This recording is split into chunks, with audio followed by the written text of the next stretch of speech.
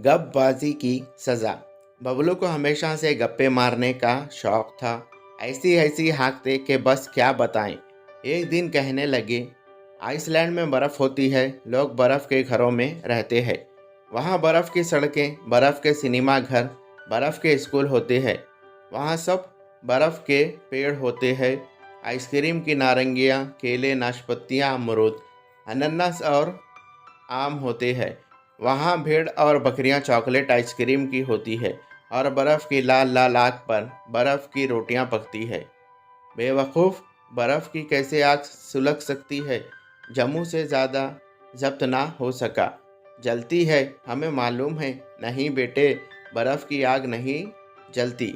अब्बा ने निहायत आलमाना अंदाज में ऐनक के ऊपर से झांक कर समझाया। Thank you. Watch full story on my channel.